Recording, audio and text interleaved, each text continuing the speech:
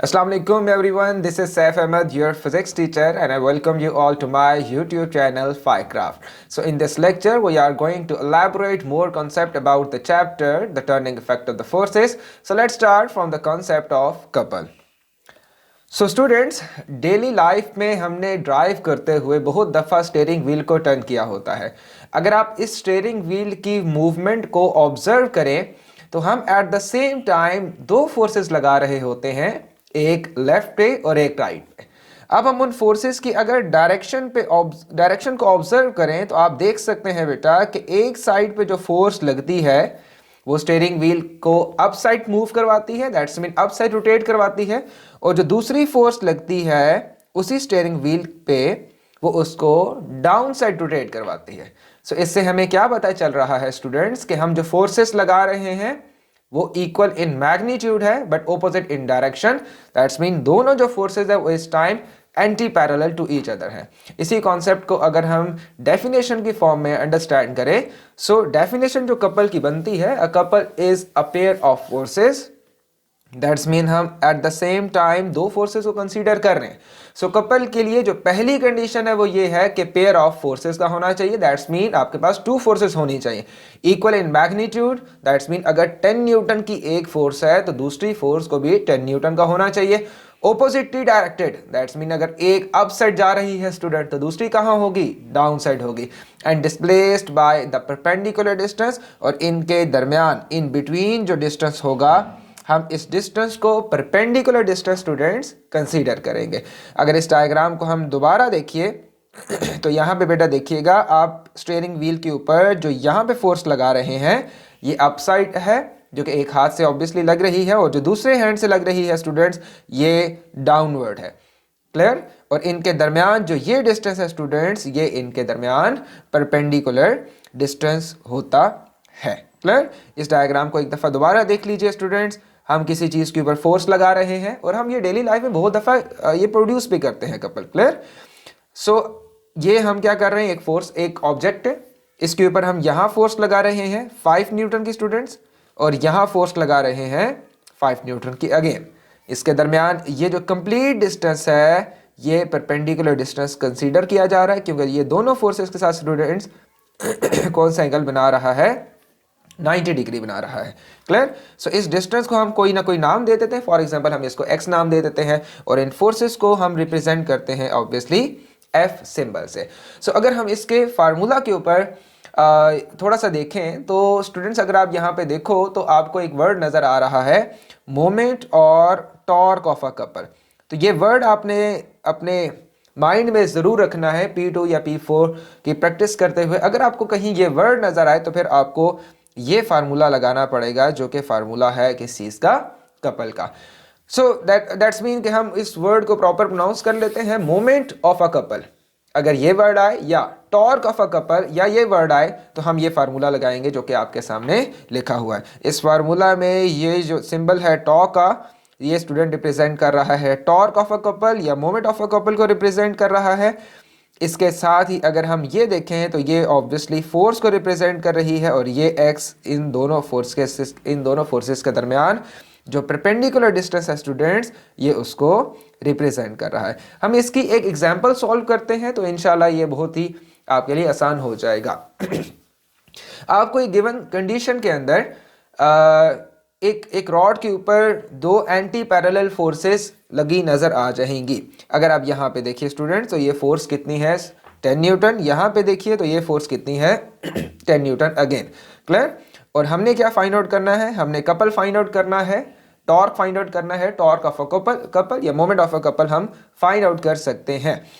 अगर यहाँ देखिए स्टूडेंट्स तो torque is equal to F multiply x का अगर हम फार्मूला लगाएं, so torque is equal to what is F, it's 10 newton. Obviously दो फोर्सेस है लेकिन हम कंसीडर एक करेंगे, हम यहाँ पे लिखेंगे सिर्फ one time 10 Newton multiply what, multiply the distance between the forces or the perpendicular distance between the two forces। so ये distance कितना है स्टूडेंट्स, 6 सेंटीमीटर है। so इसको हम यहाँ पे लिख देंगे 6 सेंटीमीटर। ऑब्वियसली अगर 4 + 2 भी करें तो तब भी 6 बनेगा। सो दैट्स मीन कि आपके पास कपल की जो वैल्यू आ रही है ये इस टाइम आ रही है 60 न्यूटन सेंटीमीटर आ रही है, क्योंकि डिस्टेंस हमारे पास सेंटीमीटर में। क्लियर? इसके बाद स्टूडेंट्स हम आगे बढ़ने से पहले कुछ दो प्रिंसिपल के ऊपर बात करेंगे। इस प्रिंसिपल को, इन कंडीशंस को हम प्रोनाउंस करते हैं एक वर्ड इक्विलिब्रियम से। इस इक्विलिब्रियम की दो कंडीशन होती हैं जिसको हम कहते हैं फर्स्ट कंडीशन ऑफ इक्विलिब्रियम और सेकंड कंडीशन ऑफ इक्विलिब्रियम। तो इस इक्विलिब्रियम को हम अगर थोड़ा सा एब्रीविएट करें तो इक्वी का मतलब होता है स्टूडेंट्स इक्वल और ब्रियम का मतलब बैलेंस होता है। दैट्स मीन एक ऑब्जेक्ट जो कि मल्टीपल फोर्सेस के इफेक्ट में है उसके बावजूद भी वो जो फोर्सेस हैं वो इक्वली बैलेंस हो रही हैं। तो अगर इस किस्म का इफेक्ट आएगा तो हम अपने ऑब्जेक्ट को कहेंगे ये इक्विलिब्रियम कंडीशन में है। ऑब्वियसली अभी ये थोड़ा सा मुश्किल है अंडरस्टैंड करना, लेकिन प्लीज साथ साथ समझते जाइएगा, इंशाल्लाह ये बहुत क्लियर हो जाएगा। Equilibrium is the state in which all the individual forces and torque exerted upon an object are balanced. Equilibrium is when there is no resultant force and no resultant moment on an object. ये दोनों boxes में जो मैंने words underline किए हैं, highlight किए हैं students, आपने बेटा ये ज़रूर देख लेना है, ये वर्ड्स अपने जहनों में ज़रूर बैठा लें। No resultant force, that's mean resultant force is equal to 0 है, और दूसरे केस में रिजल्टेंट मोमेंट जो है वो 0 है। अब यहां से हमें क्या पता चलता है, हम इसको पहले आसान करते हैं। याद रखिएगा object first condition of equilibrium में तब आता है स्टूडेंट्स जब वो दो स्टेट को मेंटेन करे। एक जो उसकी स्टेट होगी वो रेस्ट की होगी स्टूडेंट्स, और जो दूसरी कंडीशन होनी चाहिए दूसरी स्टेट होनी चाहिए वो स्टूडेंट्स होनी चाहिए यूनिफॉर्म वेलोसिटी होनी चाहिए। क्लियर? या यूनिफॉर्म मोशन होनी चाहिए, यूनिफॉर्म स्पीड होनी चाहिए। क्या मतलब निकला, थोड़ा सा मजीद एलैबोरेट करते हैं।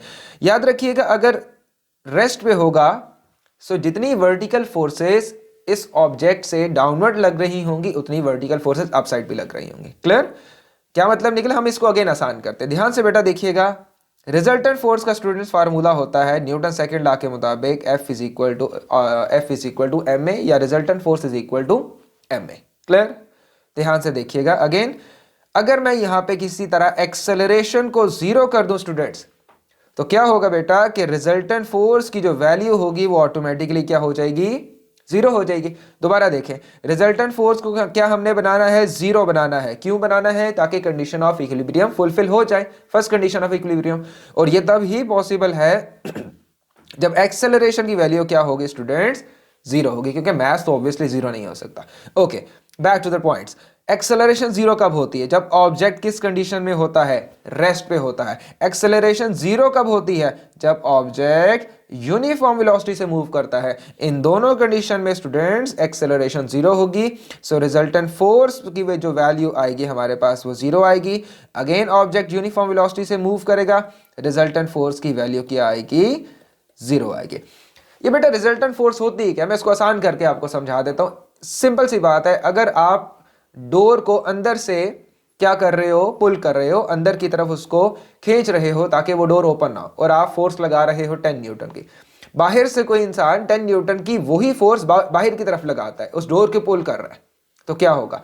एक आप अंदर की तरफ डोर को 10 न्यूटन से खींच रहे हो, एक बाहर की तरफ 10 न्यूटन से खींच रहे हैं, तो क्या होगा? क्या डोर मूव करेगा? नहीं। वो जो फोर्सेज है वो एक दूसरे के इफेक्ट को कैंसिल कर देंगे। दैट्स मीन ऑब्जेक्ट किस कंडीशन में आ जाएगा, रेस्ट में आ जाएगा। क्लियर?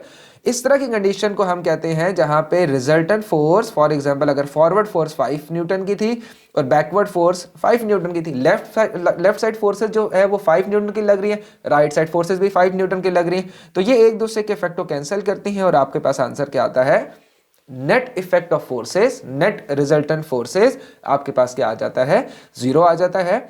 याद रखिएगा students again, resultant force first condition of equilibrium कब फुलफिल होती है? जब आपके पास ऑब्जेक्ट जो हो वो रेस्ट पे हो या यूनिफॉर्म वेलोसिटी से मूव कर रहा हो। रेस्ट में हो तो क्या होता है, एक्सेलरेशन 0 होती है। एक्सेलरेशन 0 हो तो क्या होता है बेटा, रिजल्टेंट फोर्स की जो वैल्यू है ये 0 हो जाती है। क्लियर? क्यों? अगेन देख लीजिए, क्योंकि इसका वेट है और नॉर्मल रिएक्शन फोर्स है जो कि अगेंस्ट है इसके, सो दोनों एक दूसरे के इफेक्ट को कैंसिल कर रही हैं और ऑब्जेक्ट रेस्ट में रह रहा है, जिससे नेट फोर्स या रिजल्टेंट फोर्स 0 हो रहा है। अगेन स्टूडेंट दूसरे डायग्राम में देखिएगा आप, जहां पे यूनिफॉर्म वेलोसिटी का जिक्र किया गया है, यहाँ पे बेटा अगर आप देखो तो v कांस्टेंट लिखा हुआ है, दैट्स मीन वेलोसिटी जो है ये कांस्टेंट है। इस केस में अगेन अगर यूनिफॉर्म वेलोसिटी होगी तो एक्सेलरेशन जीरो होगा, जीरो हुआ तो रिजल्टेंट फोर्स क्या हो गई, जीरो हो गई। इसका मतलब है स्टूडेंट्स कि जितनी आप फॉरवर्ड डायरेक्शन में फोर्स लगा रहे हो उतनी ही बैकवर्ड डायरेक्शन में लग रही है। अगर फॉरवर्ड डायरेक्शन में आप 50 न्यूटन फोर्स लगा रहे हैं और तो बैकवर्ड डायरेक्शन में कितनी फोर्स लगेगी, ऑब्वियसली -50 लगेगी। अब ये बैकवर्ड डायरेक्शन में कहां से आएगी, ये फ्रिक्शन की वजह से आ सकती है, ड्रैग फोर्स की वजह से आ सकती है, जिसकी वजह से ये एक दूसरे के इफेक्ट को कैंसिल करेंगे और आपके पास रिजल्टेंट फोर्स की जो वैल्यू है स्टूडेंट्स, ये अगेन क्या हो जाएगी, जीरो हो जाएगी, नेट फोर्स जीरो हो जाएगा। ये थोड़ा सा बच्चों को थोड़ा सा मुश्किल लगता है कि सर अगर 50 एक दूसरे और 50 एक दूसरे को कैंसिल कर रहे हैं तो एक मूव करती हुई जो व्हीकल है वो जीरो पे क्यों नहीं, वो रेस्ट पे क्यों नहीं आ जाती। ऑब्वियसली फोर्सेस तो एक दूसरे के इफेक्ट को कैंसिल कर रही हैं। तो इसकी बेटा सिंपल सी रीजन है कि अगर एक ऑब्जेक्ट मूव कर रहा है यूनिफॉर्म वेलोसिटी से और अगर उसकी forward direction force backward direction force को एक दूसरे के इफेक्ट को कैंसिल कर रही है, सो ऑब्जेक्ट यूनिफॉर्म वेलोसिटी से मूव करेगा। क्यों, क्योंकि कोई एक्स्ट्रा फोर्स है ही नहीं जो उसको डिक्रीज करे, जो उसकी वेलोसिटी को इंक्रीज करे। ये लाइन दोबारा सुन लें, कोई एक्स्ट्रा फोर्स नहीं है उस टाइम जो कि क्या करे, उसको एक्सेलरेट करे, उसकी वेलोसिटी में इंक्रीमेंट लगाए, या कोई बैकवर्ड फोर्स इतनी ज्यादा नहीं है कि उसकी वेलोसिटी को डिक्रीज करे, एक्सेलरेशन को डिक्रीज करते हैं। आई होप सो कि ये आपको अंडरस्टैंड हो गया होगा। सो अब आपने इस पूरे की पूरी स्टेटमेंट को आपने खुद पढ़ना है स्टूडेंट्स। यहाँ पे देख लीजिएगा कि जो सारी बातें लिखी हैं वो मेरी बातों से मैच कर रही हैं, ऑब्वियसली कि नहीं कर रही।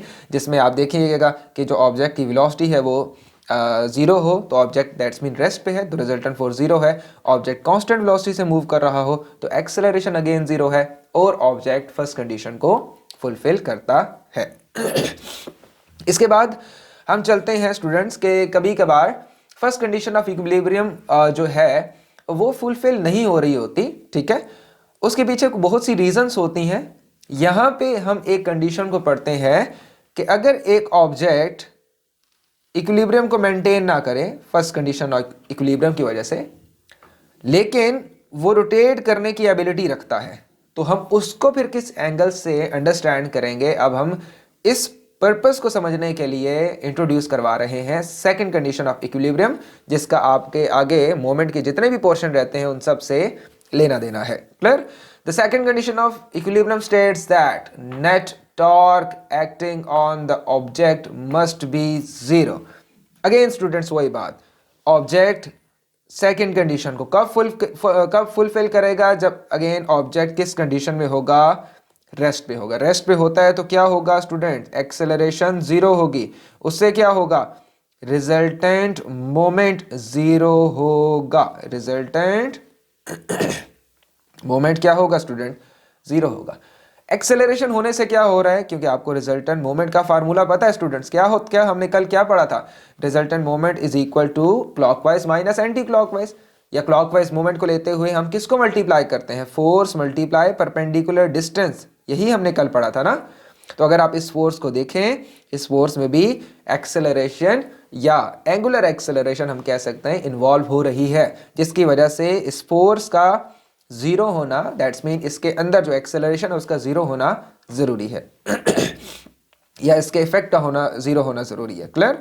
इसके बाद हम डिस्कस करेंगे ऑब्जेक्ट रेस्ट पे हो तो सेकंड कंडीशन को फुलफिल करता है, या ऑब्जेक्ट यूनिफॉर्म रोटेशन में मूव करे, यूनिफॉर्म या कांस्टेंट रोटेशन से मूव करे, तो ऑब्जेक्ट तब भी किस कंडीशन को फुलफिल करता है, सेकंड कंडीशन ऑफ इक्विलिब्रियम को फुलफिल करता है। इस केस में अगेन क्या होता है, यूनिफॉर्म रोटेशन है, यूनिफॉर्म वेलोसिटी है, यूनिफॉर्म एंगुलर वेलोसिटी है, क्योंकि जब ऑब्जेक्ट रोटेट करते हैं तो हम वेलोसिटी को एंगुलर वेलोसिटी के नेम से पुकारते हैं। इसमें फिलहाल बेटा आपके सिलेबस में नहीं है, लेकिन फिलहाल आप अंडरस्टैंड कर लें। बस यूनिफॉर्म रोटेशन है तो एक्सेलरेशन अगेन क्या हो जाएगी, जीरो हो जाएगी। एक्सेलरेशन जीरो कैसे होती है, क्योंकि एक्सेलरेशन नेम है वेलोसिटी में चेंज का। अगर चेंज नहीं है ना वेलोसिटी में तो एक्सेलरेशन की वैल्यू जीरो है। दैट्स मीन अगर एक्सेलरेशन की वैल्यू बेटा जीरो है तो आपके पास अगेन रिजल्टेंट मोमेंट की वैल्यू क्या आ जाएगी, जीरो हो जाएगी। तो इसका मतलब क्या निकला, इसका मतलब ये है कि स्टूडेंट्स रिजल्टेंट मोमेंट तब जीरो होगा जब कोई मोमेंट में चेंज नहीं प्रोड्यूस हो रहा। अब ऐसे भी तो कह सकते हैं क्लियर। अब यहाँ पे जरा देखिए, ये वेट चाहता है कि इस प्लैंक को ये किस तरफ रोटेट करवाए, ये एंटी क्लॉकवाइज। क्लियर। ये वेट चाहता है कि ये इस प्लैंक को किस तरफ रोटेट करवाए, क्लॉकवाइज। तो ये सेकंड कंडीशन ऑफ इक्विलिब्रियम को कब फुलफिल करेंगे, जब एंटी क्लॉकवाइज क्लॉकवाइज के anti clockwise moment students clockwise moment के क्या हो जाए, बराबर हो जाए। तो उससे क्या होगा, object second condition of equilibrium को फुलफिल करेगा। आई होप सो ये आपको अंडरस्टैंड आपने कर लिया होगा। थोड़ा सा इस पे खुद भी एफर्ट करें, थोड़ा सा खुद सोचें। अगर आपको कोई नहीं समझ आती स्टूडेंट तो कमेंट सेक्शन में बताइएगा, हम इस पर मज़ीद डिस्कशन कर लेंगे। लेकिन जितना जो टू द पॉइंट जो डिस्कशन थी वो मैंने आपके सामने रख दी। ऑब्जेक्ट दो तरह से कंडीशन ऑफ इक्विलिब्रियम को फुलफिल करते हैं, जब वो रेस्ट पे होते हैं और जब वो यूनिफॉर्म वेलोसिटी से मूव करते हैं। क्लियर। रिजल्टेंट फोर्स का होना ज़रूरी है, दैट्स मीन ये फर्स्ट कंडीशन हमें बताती है। रिजल्टेंट मोमेंट का होना ज़रूरी है, ये हमें सेकंड कंडीशन बताती है। ये दोनों कंडीशन फुलफिल होंगी तो ऑब्जेक्ट किस कंडीशन में होगा, ऑब्वियसली इक्विलिब्रियम कंडीशन को मेंटेन करेगा। ओके जी। इसके बाद जो हमारे पास स्टूडेंट्स टॉपिक है ये है प्रिंसिपल ऑफ मोमेंट्स का। अब आपने अंडरस्टैंड करेंगे कि मैंने क्यों इक्विलिब्रियम को इससे पहले पढ़ाया, ताकि आपको ये पहली लाइन समझ आ जाए। ठीक है। Principle of moments says when an object is in equilibrium. Object किस कंडीशन में है स्टूडेंट्स, इक्विलिब्रियम में। That's mean anti clockwise moment is equal to clockwise moment. और ऑब्जेक्ट रोटेट नहीं कर पा रहा। आप इसको इस सेंस में भी ले सकते हो। चले यूनिफॉर्म रोटेशन अगर आपको थोड़ा सा डिफिकल्ट लग रहा है तो आप फिलहाल इतना इस स्टेटमेंट को अंडरस्टैंड करो कि ऑब्जेक्ट इक्विलिब्रियम में। दैट्स मीन ऐसे है कि इस पेन को अगर मैं यहां से नीचे की तरफ प्रेस करूं और इस फिंगर से यहां नीचे की तरफ प्रेस करूं तो क्या ये रोटेट हो रहा है, नहीं रोटेट हो। एक फिंगर हटाता जाऊंगा ये रोटेट करेगा। इसका मतलब क्या हुआ कि दोनों साइड से जो फोर्सेस लग रही हैं वो एक दूसरे के इफेक्ट को बैलेंस कर रही हैं। दोनों साइड से जो मोमेंट प्रोड्यूस हो रहा है क्लॉकवाइज चाहे वो एंटी क्लॉकवाइज, वो एक दूसरे के इफेक्ट को क्या कर रहा है, कैंसल आउट कर रहा है, जिसकी वजह से ऑब्जेक्ट जो है वो इक्विलिब्रियम कंडीशन को मेंटेन कर रहा है। इसकी डेफिनेशन एक दफा दोबारा पढ़ लें। Principle of moments when an object is in equilibrium, the sum of clockwise moments about any points equal to the sum of anti clockwise moment about the same point. That's mean आपके पास sum of clockwise moment जो produce हो रहा है वो equal होगा किस चीज के, sum of anti clockwise moment. Clear. अब ये एग्जांपल करते हैं हम। A uniform rod having a mass of 20 kg and a length of 8 meters supported on a pivot point. Find out the weight and the reaction force to keep the rod in equilibrium. थोड़ा सा ध्यान से student समझिएगा। सबसे पहले ये है कि आपने ये W फाइंड आउट करना है, इस W की वैल्यू फाइंड आउट करनी है। क्लियर। पिवट कहाँ है, यहाँ है। State number point number 1 arrows लगे हुए हैं। क्लियर। सेकेंड पॉइंट पिवट भी मौजूद है।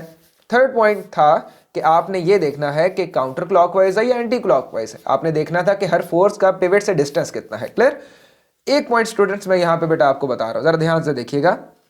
ये क्या लिखा हुआ है, मैस 20 kg लिखा है। और याद रखिएगा कि मैस किसी भी ऑब्जेक्ट का, इसको वेट में हम कन्वर्ट कर सकते हैं 20 × 10 करके, जो कि कितना आ जाएगा 200 न्यूटन आ जाएगा। अब ये जो 200 न्यूटन है ये वेट ऑफ प्लैंक है, वेट ऑफ ये रॉड है। और ये उस जगह पे अप्लाई होता है जिस पॉइंट को हम कहते हैं सेंटर ऑफ मास या सेंटर ऑफ ग्रेविटी कहते हैं। क्लियर। COG कहते हैं। क्लियर। और ये हमेशा पॉइंट टू पॉइंट वेरी करता है। दैट्स मीन अगर एक साइड पे ज्यादा लोड है तो दूसरे साइड पे अगर कम लोड है तो ये शफल हो जाएगा। लेकिन फिलहाल ये ऑब्जेक्ट के, अगर एक ऑब्जेक्ट यूनिफॉर्म रॉड है तो ये ऑब्जेक्ट, ये देखिए यूनिफॉर्म लिखा भी है। दैट्स मीन कि ये जो वेट है ये ऑब्जेक्ट के सेंटर पॉइंट पे लाई करता है, centre of gravity, centre of mass, जो कि सेंटर पॉइंट होता है जहां पे सारा का सारा वेट अपीयर होता हुआ नजर आता है। इस पॉइंट पे ऑब्जेक्ट बैलेंस हो जाता है। नंबर ऑफ फोर्सेस इस पॉइंट पे 0 होती हैं। क्लियर। नेट इफेक्ट उनका 0 होता है। इस पॉइंट पे अगर फोर्स लगाओगे तो ऑब्जेक्ट रोटेट नहीं करेगा। इजी। ये डिफरेंट पॉइंट्स है, इंशाल्लाह हम इसको अंडरस्टैंड करेंगे। अभी मैंने बेटा ये जो एरो लगाया है इसको आपने ध्यान से देखना। ये एरो वेट सेंटर पॉइंट से शुरू हो रहे हैं इस रॉड के, कहां तक आ रहा है, नीचे 200 न्यूटन। ये मेरे पास आ गई। क्लियर। ये हमेशा सेंटर पॉइंट पे होगा। इसका मतलब अगर ये सेंटर है तो यहां से यहां तक डिस्टेंस कितना हो गया स्टूडेंट्स, 4 मीटर। क्लियर। और यहां से यहां तक कितना हो गया, ये भी 4 मीटर। इजी। गुड। अब हम इक्वेशन लगाते हैं। इक्वेशन कहती है कि रिजल्टेंट मोमेंट जो है, resultant moment is equal to anti clockwise moment minus clockwise moment. कल हमने डिस्कस किया था, अगर ऑब्जेक्ट इक्विलिब्रियम में है तो रिजल्टेंट मोमेंट की वैल्यू क्या होगी स्टूडेंट्स, ये जीरो होगी। अगर ये जीरो हम यहाँ पुट करेंगे तो ये चीज़ क्या हो गई, जीरो। तो इक्वेशन क्या बन जाएगी, इक्वेशन अगर हम क्लॉकवाइज को इक्वालिटी के इधर इस साइड पे ले आए तो इक्वेशन बन गई anti clockwise moment is equal to, बोले शाबाश, क्लॉकवाइज मोमेंट। ओके, ये हमारे पास दो पॉसिबिलिटीज बन गई। आई होप सो कि आपकी कंसंट्रेशन होगी। सो अब हम देखते हैं कि clockwise moment, anti clockwise moment कौन सा है। अगर आप इसको देखो, ध्यान से देखिए, अगर ये इस वेट, इमेजिन करो कि ये वेट इस टाइम सिर्फ आपके पास है, बाकी कोई और वेट आपके पास इस डॉट के ऊपर अप्लाई नहीं हो रहा। सो ये चाहता है कि एंटी क्लॉकवाइज रोटेट करे। ये क्या चाहती है फोर्स, ये वाली ये चाहती है स्टूडेंट्स कि ये किस तरफ रोटेट करे, towards the pivot. That's mean rod इस तरह रोटेट करे, ऐसे। क्लियर हो गया। सो एक एंटी क्लॉकवाइज चाहती है रोटेट करवाना, एक क्लॉकवाइज चाहती है। तो दैट्स मीन आपके पास दो मोमेंट हो गए, एक हो गया स्टूडेंट्स आपके पास क्लॉकवाइज मोमेंट, एक हो गया anti clockwise moment. So anti clockwise moment के लिए क्या करेंगे, W multiply 1, W multiply 1 is equal to, clockwise moment के लिए क्या करेंगे, दोबारा ध्यान से देख लें। ये है आपके पास 200। सो 200 कहाँ तक लेना है distance, perpendicular distance, sorry perpendicular distance इसका कहाँ तक है, पिवट का, ये दरमियान में। सो इस फोर्स का पिवट तक का जो डिस्टेंस है स्टूडेंट्स, वो कितना है, 200 न्यूटन मल्टीप्लाई ये डिस्टेंस कितना होता, ये कंप्लीट अगर 4 है, सो 4 में से ये 1 माइनस करेंगे तो आपके पास क्या आ जाएगा, 3 आ जाएगा। सो आपने इसको 3 से मल्टीप्लाई किया और आपके पास जो वेट की वैल्यू आ गई स्टूडेंट्स, ये कितनी आ गई, ये आपके पास आ गई 600 न्यूटन आ गई। ओके, सो मजीद एग्जांपल्स हम सॉल्व करते हैं नेक्स्ट वीडियो में। आई होप सो कि आपको समझ आया होगा। कोई चीज़ अगर बेटा अगर समझ नहीं आई तो कमेंट सेक्शन में बताइएगा, मैं उसको दोबारा इजी करके समझा दूंगा। ओके, अल्लाह हाफिज़।